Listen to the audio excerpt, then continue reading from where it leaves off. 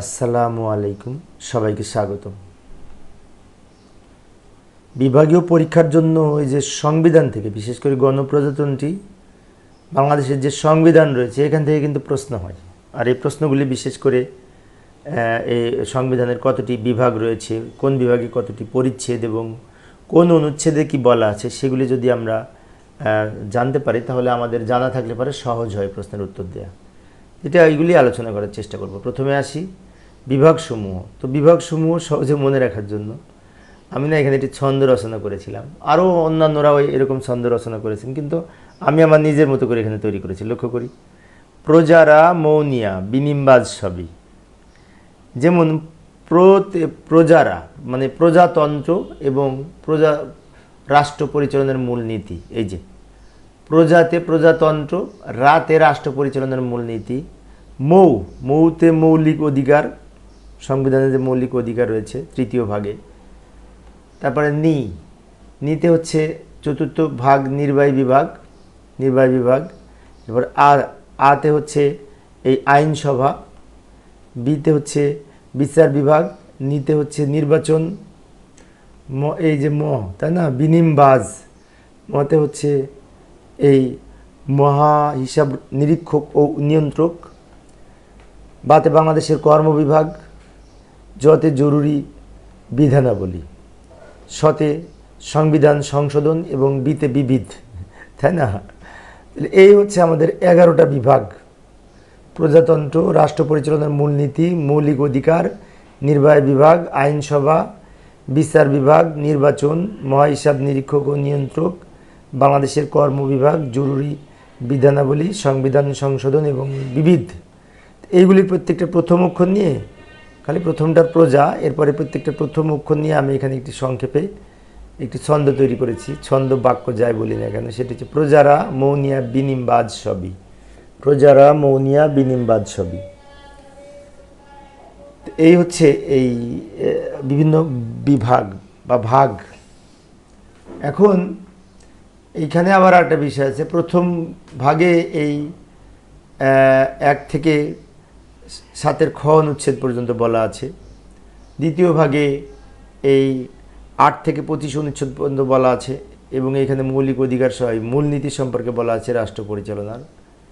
তৃতীয় ভাগে এই 26 থেকে 47 অনুচ্ছেদ পর্যন্ত অন্তর্ভুক্ত আছে। চতুর্থ ভাগে 48 থেকে 64 অনুচ্ছেদ পর্যন্ত অন্তর্ভুক্ত আছে এবং এইখানে আবার 5টা পরিচ্ছেদ আছে। 5টি পরিচ্ছেদ আছে। প্রথম পরিচ্ছেদ, দ্বিতীয় পরিচ্ছেদ, এরকম 5টি। আইনসভা এখানে 65 থেকে 93 এই অনুচ্ছেদ সমূহের মধ্যে আইনসভা সম্পর্কে বলা হয়েছে, যেখানে 3টি পরিচ্ছেদ রয়েছে। ষষ্ঠ বিভাগে বিচার বিভাগে এর মধ্যে আমাদের এই 94 থেকে শুরু করে 117 অনুচ্ছেদ পর্যন্ত এই বিচার বিভাগের মধ্যে অন্তর্ভুক্ত আছে এবং এখানে 3টি পরিচ্ছেদ রয়েছে। এরপরে সপ্তম ভাগে 118 থেকে 126 অনুচ্ছেদ পর্যন্ত বলা হয়েছে। অষ্টম ভাগ মহাহিসাব নিরীক্ষক ও নিয়ন্ত্রক, এইখানে এই 127 থেকে 132 অনুচ্ছেদ পর্যন্ত অন্তর্ভুক্ত আছে। বাংলাদেশের কর্মবিভাগ, তো এইখানে 133 থেকে 141 অনুচ্ছেদ পর্যন্ত বলা আছে। জরুরি বিধানাবলী, এটা এই 141-এর ক, 141-এর খ, 141-এর গ, এই 3টা অনুচ্ছেদে বলা আছে জরুরি বিধানাবলী সম্পর্কে। সংবিধান সংশোধন 142 অনুচ্ছেদে বলা আছে এবং বিবিধ সবার শেষের 11 বিভাগ বা 11 ভাগে বা বিবিধ অনুচ্ছেদে, বিশেষ করে এই 143 থেকে 153 পর্যন্ত, 143 থেকে 153, তাই না, এই 11টি এখানে ভাগ উপস্থাপন করেছি। তো এগুলো না আমরা একটু মনে রাখার চেষ্টা করব। এরপরে এখন আমরা দেখব কোন অনুচ্ছেদে কি বলা আছে। প্রথম ভাগে প্রজাতন্ত্র। আচ্ছা, প্রজাতন্ত্রের 7টি 1 থেকে 7 অনুচ্ছেদ, 7-এর খ অনুচ্ছেদ পর্যন্ত যেগুলি আছে, আমি একটা ছন্দ রচনা করেছিলাম। সেটা হচ্ছে প্রজা রাজা রানা সকলেই সস খায়। প্রজা রাজা রানা সকলেই সস খায়। এখানে এই যে প্রজাতে প্রজাতন্ত্র, দুই প্রজাতন্ত্রের রাষ্ট্রের সীমানা, প্রজাতে এই দুইটা প্রজাতন্ত্র, প্রজাতন্ত্রের রাষ্ট্রের সীমানা। উপরের টুকুর পরীক্ষায় লেখা লাগবে না যদি আসে, মূলত আমি মনে রাখার জন্য উপরে এটা লিখেছি আর কি। ওইটা হচ্ছে ছন্দে মিল করে আমি মুখস্থ করার চেষ্টা করি, আমার জন্য সুবিধা। এবার রাতে রাষ্ট্র ধর্ম, দুয়ের খতে রাষ্ট্রভাষা, আবার 3 নম্বরে বলা আছে রাষ্ট্রভাষা, তাই না? তার রাতে দুইটা। এবার জাতে, তাই না, জাতীয় সঙ্গীত, পতাকা ও প্রতীক। আবার জাতে আর একটা আছে 4-এর কতে জাতির পিতার প্রতিকৃতি। এরপরে রাতে হচ্ছে এই রাজধানী, রাতে রাজধানী। নাতে নাগরিকত্ব। এরপরে শতে কি, শতে হচ্ছে এই সংবিধানের প্রাধান্য, সংবিধানের প্রাধান্য। সাতের কতে আবার বলা আছে সংবিধান বাতিল, স্থগিতকরণ ইত্যাদি অপরাধ, অর্থাৎ এই সংবিধান বাতিল করা এবং এই সংবিধান স্থগিত করা, এই দুইটার অপরাধ সম্পর্কে বলা আছে সাতের কতে, যেগুলি করা যাবে না এগুলো অপরাধ। এবং সাতের খতে আবার বলেছে যে সংবিধানের মৌলিক বিধানাবলী সংশোধন অযোগ্য, অর্থাৎ সংবিধানের যে মৌলিক বিধানাবলী রয়েছে সেই বিধানগুলি সংশোধন করা যাবে না, এগুলো অযোগ্য, মানে কি সংশোধন করাই যাবে না বলেছে, তাই না? তো এই 1 থেকে শুরু করে 7-এর খ পর্যন্ত প্রথম ভাগে ছিল। এটা আমি সহজে মনে রাখার জন্য প্রজা, রাজা, রানা সকলেই সস খায়। এখানে এই যে যেগুলি হলুদ কালার দেওয়া আছে এর মধ্যে, সেগুলির সাথে এগুলোর মিল আছে। যেমন সবার শেষে কি দুইটা সস, তাই না? এই যে 7-এর কতে সংবিধান, এই প্রথম অক্ষর স, আর বা সংবিধানের মৌলিক অধিকারে প্রথম অক্ষর স, এগুলো দিয়ে আমি মনে রাখার চেষ্টা করেছি আর কি, আমার জন্য সুবিধা। তো যাই হোক, এবার দ্বিতীয় ভাগ রাষ্ট্র পরিচালনার মূলনীতি। তো রাষ্ট্র পরিচালনার মূলনীতি হচ্ছে এই যেগুলি রয়েছে সেগুলি আমরা জানি যে রাষ্ট্র পরিচালনার মূলনীতি হচ্ছে অনুচ্ছেদ 8 থেকে শুরু করে 25 অনুচ্ছেদ পর্যন্ত বলা আছে। তো সেইগুলি আমরা এখন এখানে, এটারও ছন্দ আছে, এই ছন্দটা আমি এখানে লিখতে ভুলে গেছি। তো যাই হোক, পরবর্তীতে দেখাবো আবার যদি আলোচনা করি। মূলনীতি সমূহ সম্পর্কে বলা আছে।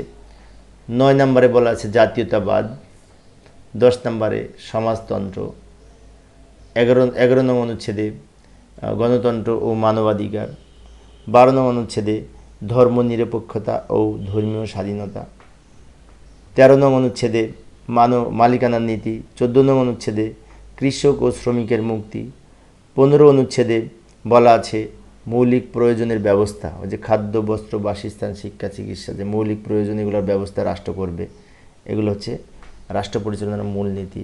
16 নং অনুচ্ছেদে বলা আছে গ্রামীণ উন্নয়ন ও কৃষি বিপ্লব, 16 নং অনুচ্ছেদে বলা আছে। এছাড়া আরও রয়েছে 17 নং অনুচ্ছেদে বলা আছে অবৈতনিক ও বাধ্যতামূলক শিক্ষা, অবৈতনিক ও বাধ্যতামূলক শিক্ষা সম্পর্কে বলা আছে 17 নং অনুচ্ছেদে। এরপরে 18 নং অনুচ্ছেদে বলা আছে জনস্বাস্থ্য নৈতিকতা। 19 নংয়ে বলা আছে অনুচ্ছেদ 18 ক আছে আর একটা, বিশেষ করে পরিবেশ ও জীববৈচিত্র্য সংরক্ষণ ও উন্নয়ন সম্পর্কে বলা আছে 18 কতে। 19 নং অনুচ্ছেদে বলা আছে সুযোগের সমতা। এরপরে 20 নং অনুচ্ছেদে বলা আছে অধিকার ও কর্তব্যরূপে কর্ম। 21 নংয়ে বলা আছে নাগরিক ও সরকারি কর্মচারীদের কর্তব্য। 22 নং অনুচ্ছেদে বলা আছে নির্বাহী বিভাগ হতে বিচার বিভাগের পৃথকীকরণ। 23 নং অনুচ্ছেদে বলা আছে জাতীয় সংস্কৃতি। 23-এর কতে আবার আছে উপজাতি ও উপজাতি, ক্ষুদ্র জাতি সত্তা ও নৃগোষ্ঠী সম্প্রদায়ের সংস্কৃতি সম্পর্কে বলা আছে। অর্থাৎ অনুচ্ছেদ 23-এ জাতীয় সংস্কৃতি, সাথে সাথে উপজাতি বা ক্ষুদ্র নৃগোষ্ঠী যারা আছে তাদেরটা বলা আছে 23-এর কতে। 24 নং অনুচ্ছেদে বলা আছে জাতীয় স্মৃতি নিদর্শন প্রভৃতি, জাতীয় স্মৃতি নিদর্শন প্রভৃতি এই সম্পর্কে বলা আছে। আবার 25 নং অনুচ্ছেদে বলা আছে আন্তর্জাতিক শান্তি, নিরাপত্তা ও সংহতির উন্নয়ন। এই যে 25 পর্যন্ত বিশেষ করে রাষ্ট্র পরিচালনার মূলনীতির মধ্যে রয়েছে অনুচ্ছেদ 8 থেকে 25 পর্যন্ত এইগুলি। এখানেও না এই বিশেষ করে আমি একটা ছন্দ রচনা করেছিলাম, ছন্দটা আমার বিশেষ করে লিখতে এখানে মনে নাই, কিন্তু আমার মুখস্থ আছে। সেটা হচ্ছে যাস গধমা ক্রিমৌ গ্রামে অজস্বীয় নানি যা যা আহ, এই ছন্দটা দিয়ে আমি এসব লিখতে পারি। যাই হোক, পরে আরেকদিন আমি এই বিষয়টা নিয়ে ছন্দটা আলোচনা করব। তো এখন আছি এই মৌলিক অধিকার। বিশেষ করে এখানে মূলত কেউ যদিও বলা আছে 27 নং থেকে 44 নং পর্যন্ত, তারপরেও এই বিভাগের মধ্যে রয়েছে তৃতীয় বিভাগ। এখানে 26 নংয়ে মৌলিক অধিকারের বিশেষ সহিত অসামঞ্জস্য আইন বাতিলকরণ সম্পর্কে বলা রয়েছে।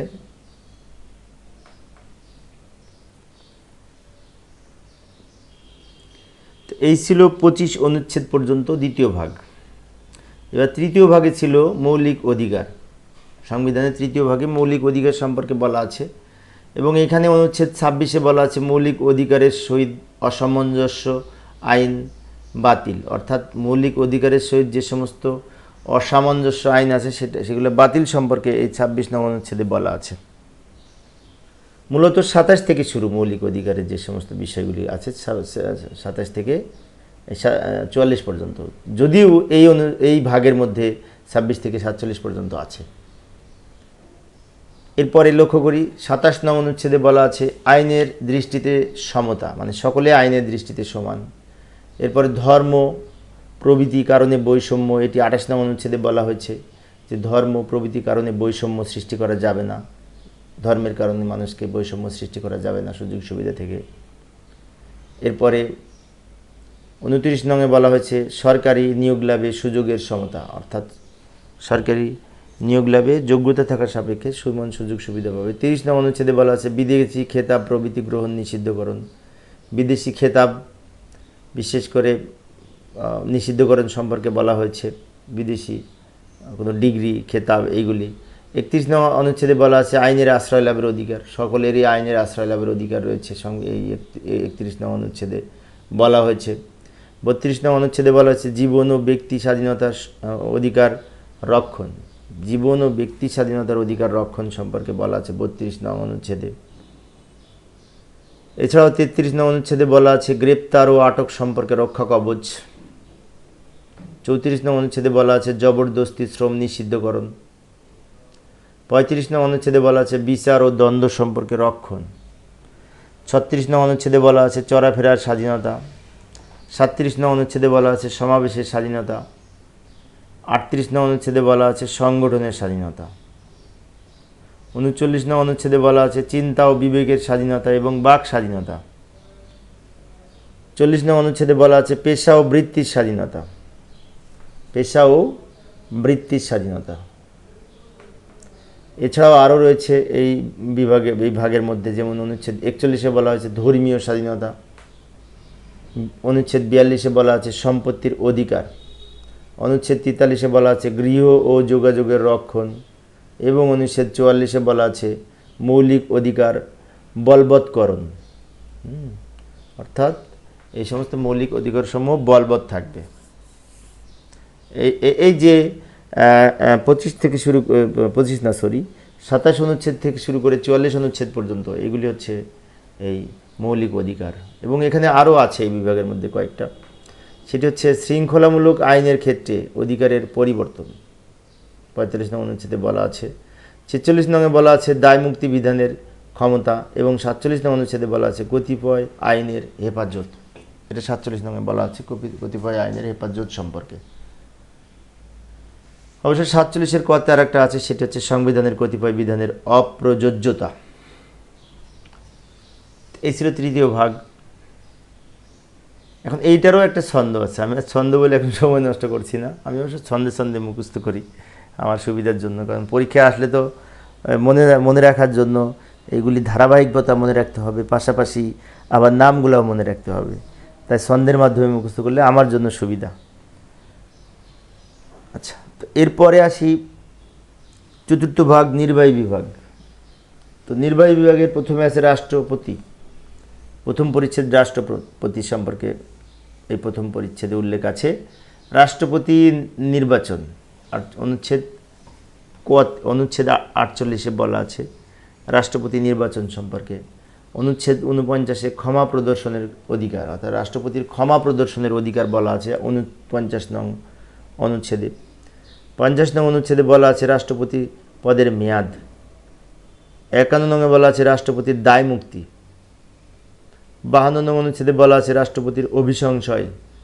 53 নং অনুচ্ছেদে বলা আছে রাষ্ট্রপতির অসামর্থ্যের কারণে রাষ্ট্রপতির অপসারণ, অসামর্থ্যের কারণে রাষ্ট্রপতির অপসারণ। এবং 54 নং অনুচ্ছেদে বলা আছে অনুপস্থিতি প্রভৃতিকালে রাষ্ট্রপতি পদে স্পিকার, অর্থাৎ রাষ্ট্রপতি পদে স্পিকার দায়িত্ব পালন করতে পারে রাষ্ট্রপতির অনুপস্থিতিতে। তো এইখানে এই চতুর্থ ভাগে আমাদের যে প্রথম পরিচ্ছেদ ছিল রাষ্ট্রপতি সম্পর্কিত, সেখানে এইগুলি অন্তর্ভুক্ত ছিল। এইখানে কিন্তু পরিচ্ছেদ 5টা, এই চতুর্থ ভাগে নির্বাহী বিভাগ, এখানে 5টা পরিচ্ছেদ। প্রথম পরিচ্ছেদ রাষ্ট্রপতি, দ্বিতীয় পরিচ্ছেদে আবার প্রধানমন্ত্রী ও অন্যান্য মন্ত্রী সভায় সম্পর্কে বলা হয়েছে, তাই না? তৃতীয় পরিচ্ছেদে আবার এই স্থানীয় শাসন সম্পর্কে বলা হয়েছে। যাই পরবর্তীগুলো আলোচনা করি।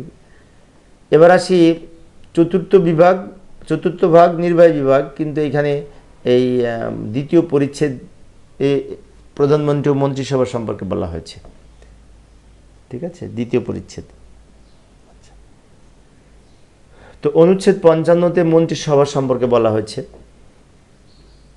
অনুচ্ছেদ 56-তে মন্ত্রীগণ, প্রধানমন্ত্রী, মন্ত্রীগণ সম্পর্কে বলা হয়েছে। এখানে প্রধানমন্ত্রী, প্রতিমন্ত্রী, উপমন্ত্রী এদের বিষয় সম্পর্কে এখানে অন্তর্ভুক্ত আছে, মন্ত্রীগণ। 57 নং অনুচ্ছেদে প্রধানমন্ত্রী পদের মেয়াদ সম্পর্কে বলা হয়েছে। 58 নং অনুচ্ছেদে অন্যান্য মন্ত্রীর পদের মেয়াদ সম্পর্কে বলা হয়েছে। এবং তৃতীয় পরিচ্ছেদ স্থানীয় সরকার, এখানে অনুচ্ছেদ 59-এ স্থানীয় সরকার সম্পর্কে বলা হয়েছে এবং অনুচ্ছেদ 60-এ স্থানীয় শাসন সংক্রান্ত প্রতিষ্ঠানের ক্ষমতা সম্পর্কে বলা হয়েছে।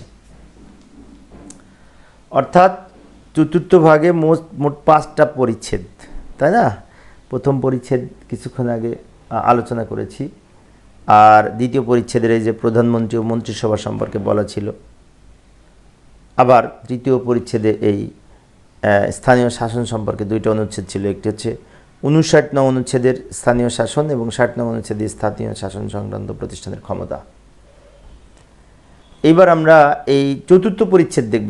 এখানে 5টা পরিচ্ছেদ আছে। চতুর্থ পরিচ্ছেদে প্রতিরক্ষা মন্ত্রণালয়, তাই না? প্রতিরক্ষা মন্ত্রণালয়ের এখানে প্রথমে আছে সর্বাধিনায়কতা, মানে প্রতিরক্ষা বিভাগের সর্বাধিনায়ক হচ্ছে রাষ্ট্রপতি, রাষ্ট্রপতির উপর ন্যস্ত। 61 নং অনুচ্ছেদে বলা আছে সর্বাধিনায়কতা। 62 নঙে বলা আছে প্রতিরক্ষা কর্ম বিভাগে ভর্তি প্রভৃতি। 63 নং অনুচ্ছেদে বলা আছে যুদ্ধ, 63 নঙে বলা আছে। এবং এখানে আর একটা পরিচ্ছেদ আছে, এটা হচ্ছে 5ম পরিচ্ছেদ, অ্যাটর্নি জেনারেল। এখানে একটি অনুচ্ছেদ আছে যেটি অ্যাটর্নি জেনারেল, এটা 5ম পরিচ্ছেদে। অর্থাৎ আমি আবারও রিপিট করতেছি, লক্ষ্য করি। অনুচ্ছেদ 61-তে সর্বাধিনায়কতা সম্পর্কে বলা আছে, রাষ্ট্রপতি প্রতিরক্ষা মন্ত্রণালয়ের সর্বাধিনায়ক, তাই না? 62 নঙে প্রতিরক্ষা কর্ম বিভাগে ভর্তি প্রভৃতি সম্পর্কে বলা হয়েছে। 63-তে যুদ্ধ। এবং 5ম পরিচ্ছেদে অ্যাটর্নি জেনারেল, এটি 64 নং অনুচ্ছেদে বলা আছে যে অ্যাটর্নি জেনারেল সম্পর্কে। তো এই 64 নং অনুচ্ছেদ পর্যন্ত চতুর্থ ভাগে বলা ছিল। এবার আসি 5ম ভাগ, আইনসভা। আইনসভার এখানেও কয়েকটা পরিচ্ছেদ আছে। প্রথম পরিচ্ছেদে সংসদ সম্পর্কে বলা হয়েছে। যেমন অনুচ্ছেদ 65-তে সংসদ প্রতিষ্ঠা সম্পর্কে বলা হয়েছে যে জাতীয় সংসদ নামে বাংলাদেশে একটি সংসদ থাকবে, এটা বলা হয়েছে। 66-তে বলা হয়েছে সংসদে নির্বাচিত হইবার যোগ্যতা ও অযোগ্যতা সম্পর্কে। অনুচ্ছেদ 67-তে সদস্যদের আসন শূন্য হওয়া বিষয়টি উল্লেখ করা হয়েছে। এবং 68 অনুচ্ছেদে সংসদ সদস্যদের পারিশ্রমিক প্রভৃতি সম্পর্কে উল্লেখ করা হয়েছে। 59-এ শপথ গ্রহণের পূর্বে আসন গ্রহণ, ভোটদান করিলে সদস্যদের অর্থদণ্ড সম্পর্কে বলা হয়েছে। এবং 70 নং অনুচ্ছেদে বলা হয়েছে রাজনৈতিক দল হতে পদত্যাগ বা দলের বিপক্ষে ভোটদানের কারণে আসন শূন্য হওয়া সম্পর্কে যে অনুচ্ছেদ 70 নঙে উল্লেখ আছে। 71 নঙে দ্বৈত সদস্যতার সংখ্যা বাধা, দ্বৈত সদস্যতার বাধা সম্পর্কে বলা হয়েছে, অর্থাৎ একই সাথে 2টা আসনে থাকতে পারবেন এরকম কথা বলা হয়েছে। এরপরে 72 নং অনুচ্ছেদে বলা হয়েছে সংসদের অধিবেশন সংক্রান্ত বিষয়ে 72 নং অনুচ্ছেদে উল্লেখ আছে। এবার আসি পঞ্চম ভাগ, প্রথম পরিচ্ছেদ সংসদ সম্পর্কে আরও কয়েকটা আছে এখানে। সেটি হচ্ছে 73 নং অনুচ্ছেদে বলা হয়েছে সংসদের রাষ্ট্রপতির ভাষণ ও বাণী, এবং 73-এর কতে বলা হয়েছে সংসদ সম্পর্কে মন্ত্রীগণের অধিকার, এগুলি সম্পর্কে উল্লেখ করা হয়েছে। এছাড়া আরও রয়েছে, সেটি হচ্ছে 74 নং অনুচ্ছেদে বলা হয়েছে স্পিকার ও ডেপুটি স্পিকার সম্পর্কে। 75 নং অনুচ্ছেদে কার্যপ্রণালী বিধি কোরাম সম্পর্কে এই উল্লেখ আছে। 75 নং অনুচ্ছেদে এই যে কার্যপ্রণালী বিধি, কোরাম প্রভৃতি সম্পর্কে উল্লেখ আছে। এবং 76-এ সংসদের স্থায়ী কমিটি সমূহ সম্পর্কে বলা হয়েছে। 76-এর কতে পাবলিক অ্যাকাউন্টস কমিটি, এটা খুব গুরুত্বপূর্ণ একটি প্রশ্ন, প্রায় আসে পরীক্ষায়, পাবলিক অ্যাকাউন্টস কমিটি। 77-এ ন্যায়পাল সম্পর্কে বলা হয়েছে 77 নং অনুচ্ছেদে। 78 নং অনুচ্ছেদে সংসদ ও সদস্যদের বিশেষ অধিকারের দায় মুক্তি সম্পর্কে বলা হয়েছে। অর্থাৎ সংসদ ও সংসদ সদস্যদের বিশেষ অধিকার ও দায় মুক্তি সম্পর্কে উল্লেখ করা হয়েছে 78 নং অনুচ্ছেদে। 79 নং অনুচ্ছেদে সংসদ সচিবালয় সম্পর্কে বলা হয়েছে যে সংসদে একটি সচিবালয় থাকবে, সেই কথা উল্লেখ আছে, এই সম্পর্কে বলা আছে 79 নংয়ে। এখানে এই দ্বিতীয় পরিচ্ছেদ আইন প্রণয়ন ও অর্থ সংক্রান্ত কমিটি, অর্থাৎ আইনসভা, পঞ্চম ভাগে আইনসভায় দুইটা পরিচ্ছেদ ছিল, একটা হচ্ছে প্রথম পরিচ্ছেদ, একটা দ্বিতীয় পরিচ্ছেদ, আরেকটাও আছে তৃতীয় পরিচ্ছেদ, অধ্যাদেশ প্রণয়ন ক্ষমতা, তাই না? যাই হোক, দ্বিতীয় পরিচ্ছেদে কী কী আছে লক্ষ্য করি। দ্বিতীয় পরিচ্ছেদের মধ্যে অনুচ্ছেদ 80-তে আছে আইন প্রণয়ন পদ্ধতি, মানে আইন কীভাবে নতুন আইন কীভাবে তৈরি করা হয় সংসদে, সেই পদ্ধতি সম্পর্কে বলা আছে। 81-তে অর্থ বিল। 82 নং অনুচ্ছেদে আর্থিক ব্যবস্থাবলীর সুপারিশ সম্পর্কে বলা হয়েছে। 83 নং অনুচ্ছেদে সংসদের আইন ব্যতীত করারোপের বাধা সম্পর্কে বলা হয়েছে। 84 নং অনুচ্ছেদে সংযুক্ত তহবিল ও প্রজাতন্ত্রের সরকারি হিসাব সম্পর্কে বলা হয়েছে। 85 নং অনুচ্ছেদে সরকারি অর্থের নিয়ন্ত্রণ সম্পর্কে বলা হয়েছে। 86 নং অনুচ্ছেদে প্রজাতন্ত্রের সরকারি হিসাবের প্রদেয় অর্থ সম্পর্কে বলা হয়েছে। 87 নং অনুচ্ছেদে বার্ষিক আর্থিক বিবৃতি সম্পর্কে বলা হয়েছে। এবং এই পঞ্চম ভাগের 88 আইনসভার যে 88 অনুচ্ছেদ, সেখানে সংযুক্ত তহবিলের উপর দায়মুক্ত ব্যয় সম্পর্কে উল্লেখ করা হয়েছে। অনুচ্ছেদ 89 বার্ষিক আর্থিক বিবৃতি সম্পর্কিত পদ্ধতি সম্পর্কে বলা হয়েছে। 90 নং অনুচ্ছেদে নির্দিষ্টকরণ আইন সম্পর্কে বলা হয়েছে। এবং 91 নং অনুচ্ছেদে সম্পূরক ও অতিরিক্ত মঞ্জুরি সম্পর্কে বলা হয়েছে। 92 নং অনুচ্ছেদে হিসাব, ঋণ প্রভৃতির উপর ভোট সংক্রান্ত বিষয়ে বলা হয়েছে। এই ছিল 92 পর্যন্ত এই পঞ্চম ভাগের দ্বিতীয় পরিচ্ছেদ। এবার তৃতীয় পরিচ্ছেদে একটি মাত্র আছে, সেটি হচ্ছে 93 নং অনুচ্ছেদ অধ্যাদেশ প্রণয়ন ক্ষমতা। অধ্যাদেশ প্রণয়ন ক্ষমতা, এই রাষ্ট্রপতি যে বিভিন্ন সময় সংসদ না থাকা সাপেক্ষে অধ্যাদেশ জারি করে, এই অধ্যাদেশ জারি সম্পর্কে প্রণয়ন ক্ষমতা দেওয়া, অধ্যাদেশ প্রণয়নের ক্ষমতা রাষ্ট্রপতিকে দেওয়া হয়েছে এই 93 নং অনুচ্ছেদে। এবার আসি ষষ্ঠ ভাগ, বিচার বিভাগ। বিচার বিভাগের বিশেষ করে প্রথম পরিচ্ছেদে সুপ্রিম কোর্ট, আর দ্বিতীয় পরিচ্ছেদে বিশেষ করে অধস্তন আদালত। সুপ্রিম কোর্ট সম্পর্কে অনুচ্ছেদ 94-তে বলা আছে সুপ্রিম কোর্ট প্রতিষ্ঠা। অনুচ্ছেদ 95-তে বলা আছে বিচারক নিয়োগ, সুপ্রিম কোর্টের বিচারক নিয়োগ। অনুচ্ছেদ 96-তে বিচারকের পদের মেয়াদ সম্পর্কে বলা আছে। 97-তে অস্থায়ী প্রধান বিচারপতির নিয়োগ সম্পর্কে বলা আছে। অনুচ্ছেদ 98-তে সুপ্রিম কোর্টের অতিরিক্ত বিচারকগণ সম্পর্কে বলা হয়েছে। অনুচ্ছেদ 99-তে অবসর গ্রহণের পর বিচারকগণের অক্ষমতা সম্পর্কে বলা হয়েছে।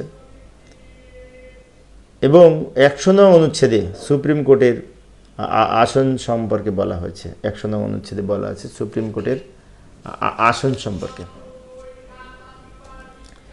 101 নং অনুচ্ছেদে হাইকোর্ট বিভাগের এখতিয়ার সম্পর্কে বলা হয়েছে।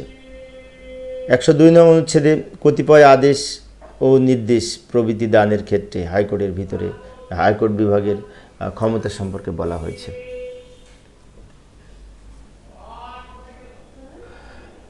এরপরে বিচার বিভাগের এই প্রথম পরিচ্ছেদ সুপ্রিম কোর্ট অংশে আরও কয়েকটা এখানে অনুচ্ছেদ রয়েছে। যেমন 103 নং অনুচ্ছেদে আপিল বিভাগের এখতিয়ার সম্পর্কে বলা হয়েছে। 104 নং অনুচ্ছেদে আপিল বিভাগের পরোয়ানা জারি ও নির্বাহ সম্পর্কে বলা হয়েছে। 105 নং অনুচ্ছেদে আপিল বিভাগ কর্তৃক ব্যয় বা আদেশ পুনর্বিবেচনা সম্পর্কে বলা হয়েছে। 106 নং অনুচ্ছেদে সুপ্রিম কোর্টের উপদেষ্টামূলক এখতিয়ার অর্থাৎ সুপ্রিম কোর্টের উপদেষ্টামূলক এখতিয়ার সম্পর্কে 106 নং অনুচ্ছেদে অন্তর্ভুক্ত রয়েছে। 107-এ সুপ্রিম কোর্টের বিধি প্রণয়ন ক্ষমতা সম্পর্কে বলা হয়েছে। 108-এ কোর্ট অফ রেকর্ড রূপে সুপ্রিম কোর্ট অফ রেকর্ড রূপে সুপ্রিম কোর্ট এই 108 বিধিতে উল্লেখ করা হয়েছে। 109-এ আদালত সমূহের উপর তত্ত্বাবধান ও নিয়ন্ত্রণ সম্পর্কে বলা হয়েছে। 110-এ অধস্তন আদালত হতে হাইকোর্টে বিশেষ করে হাইকোর্ট বিভাগে মামলায় স্থানান্তর সম্পর্কে বলা হয়েছে। 111 নংয়ে সুপ্রিম কোর্টের রায়ের বাধ্যতামূলক কার্যকরতা সম্পর্কে বলা হয়েছে। 112 নংয়ে সুপ্রিম কোর্টের সহায়তা সম্পর্কে বলা হয়েছে এবং 113 নং অনুচ্ছেদে সুপ্রিম কোর্টের এই কর্মচারীগণ সম্পর্কে উল্লেখ করা হয়েছে। তো প্রিয় সুধীবৃন্দ, আমি মূলত এই প্রত্যেক অনুচ্ছেদে কি বলা আছে সেইগুলো বলতেছি। এই সম্পর্কে বিস্তারিত জানতে হলে অবশ্য সংবিধানের ভিতরে এই টপিকসগুলি পড়তে হবে। সবগুলি আলোচনা করতে গেলে আমার এই আলোচনাটা অনেক লম্বা হয়ে যাবে। সেজন্য মূলত আমি কোন অনুচ্ছেদে কি বলা আছে একটু মনে রাখার জন্য আমি বলতেছি। এটা বারবার শুনলে কিন্তু বেশি মনে থাকবে। তো এবার আসি ষষ্ঠ ভাগ বিচার বিভাগ, দ্বিতীয় পরিচ্ছেদ। এখানে অধস্তন আদালত সম্পর্কে বলা হয়েছে, মানে নিম্ন আদালত সম্পর্কে। অধস্তন আদালত সম্পর্কে বলা হয়েছে অনুচ্ছেদ 114-তে বলা হচ্ছে অধস্তন আদালত সমূহ প্রতিষ্ঠা সম্পর্কে বলা হয়েছে। অনুচ্ছেদ 115-তে অধস্তন আদালতের নিয়োগ সম্পর্কে বলা হয়েছে। অনুচ্ছেদ 116-তে অধস্তন আদালত সমূহের নিয়ন্ত্রণ ও শৃঙ্খলা সম্পর্কে বলা হয়েছে এবং 116 কতে বিচার বিভাগীয় কর্মচারীগণ বিচার কার্য পরিচালনার স্বাধীন। বিচার বিভাগীয় যে কর্মচারী বিচারক যারা তারা বিচার কার্য পরিচালনায় স্বাধীন সম্পর্কে এই 16 কতে উল্লেখ করা হয়েছে। এছাড়াও এই বিভাগে বিচার বিভাগের মধ্যে আরেকটা অনুচ্ছেদ ছিল, তৃতীয় অনুচ্ছেদ পরিচ্ছেদ, আরেকটা পরিচ্ছেদ ছিল তৃতীয় পরিচ্ছেদ। এখানে প্রশাসনিক ট্রাইব্যুনাল সম্পর্কে বলা ছিল। এখানে একটি মাত্র অনুচ্ছেদ আছে 117 অনুচ্ছেদ যে প্রশাসনিক ট্রাইব্যুনাল সম্পর্কে বলা আছে। তার প্রশাসনিক ট্রাইব্যুনালটা কিন্তু গুরুত্বপূর্ণ প্রশ্ন, মাঝে মাঝে আসে এবং প্রশাসনিক ট্রাইব্যুনাল সম্পর্কে বিস্তারিত সংবিধানের 117 নং অনুচ্ছেদে উল্লেখ আছে।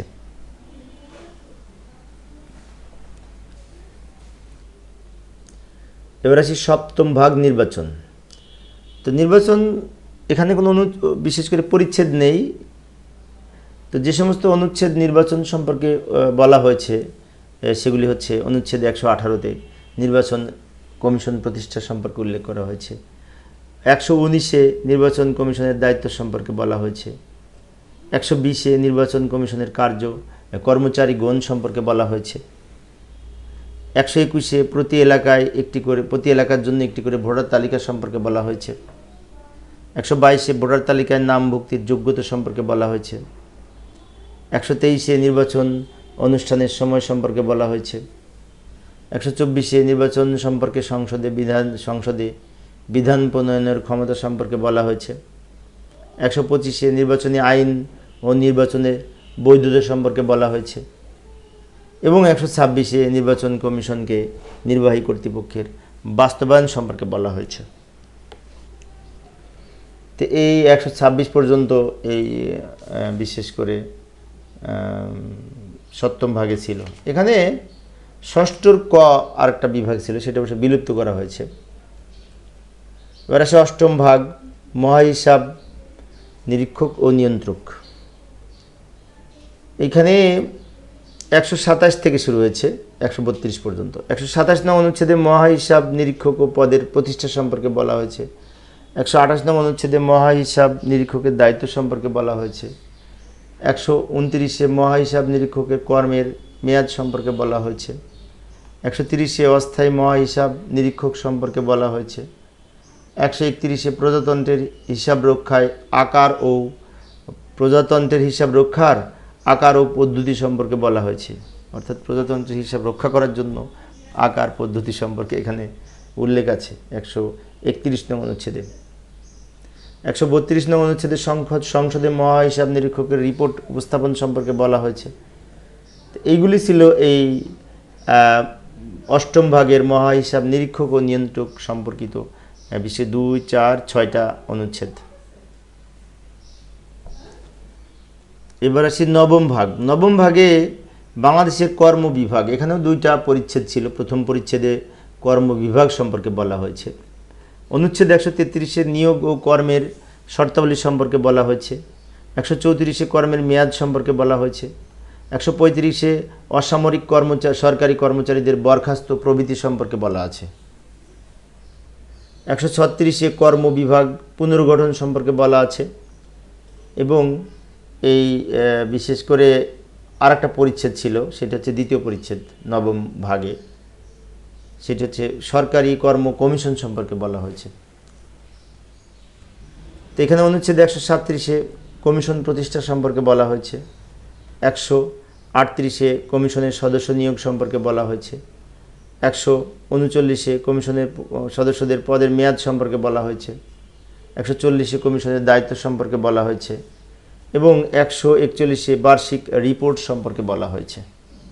তো এটা হচ্ছে সরকারি কর্ম কমিশন। এই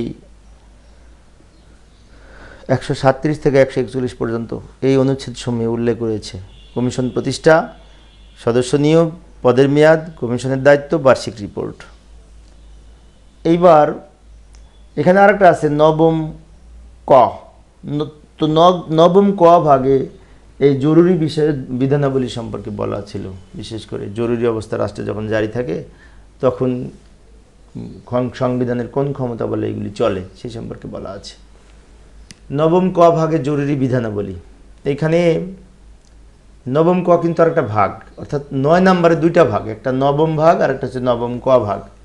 তো নবম ক ভাগের জরুরি বিধানাবলী, এখানে 3টে অনুচ্ছেদ ছিল। একটা হচ্ছে 41-এর ক, 41-এর খ, 41-এর গ। 41-এর কতে বলেছে জরুরি অবস্থা ঘোষণা।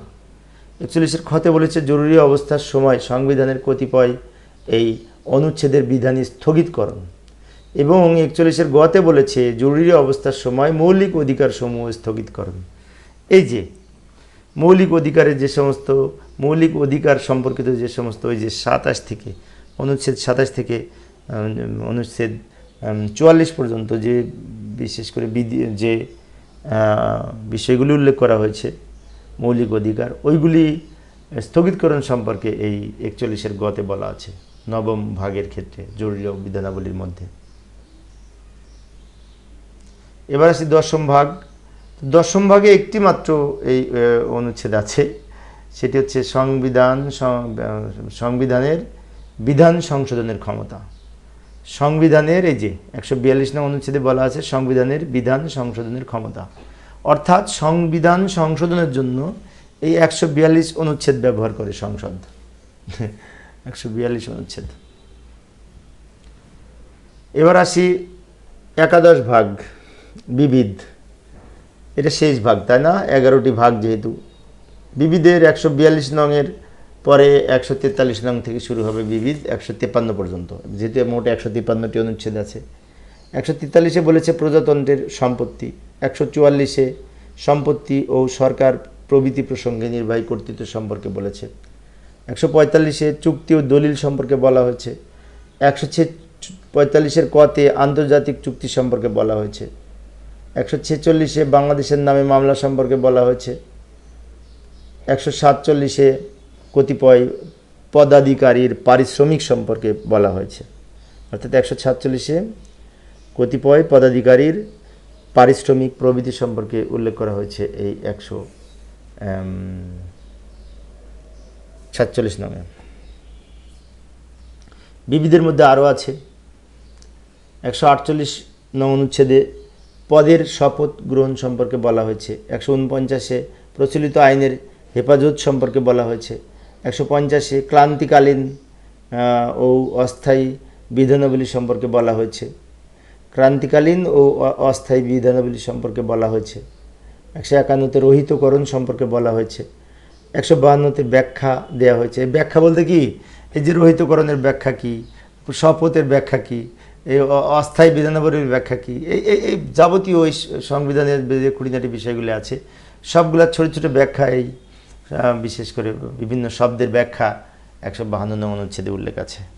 এবং সবার শেষে 153 নং অনুচ্ছেদে যে শেষ অনুচ্ছেদ, সেখানে প্রবর্তন, উল্লেখ ও নির্ভরযোগ্য পাঠ সম্পর্কে বলা হয়েছে। নির্ভরযোগ্য পাঠ বলতে বোঝায় বাংলা এবং ইংরেজি, বাংলার পাশাপাশি ইংরেজি উভয় ভার্সনেই এই সংবিধান থাকবে, এবং কোনো বাংলা এবং ইংরেজির মধ্যে কোনো যদি অস্পষ্টতা থাকে, তাহলে পার্থক্য থাকে বা পার্থক্য পরিলক্ষিত হয়, সেই ক্ষেত্রে বাংলায় যে অনুচ্ছেদটিতে যে বিষয়টি উল্লেখ থাকবে সেটি আগে প্রাধান্য পাবে।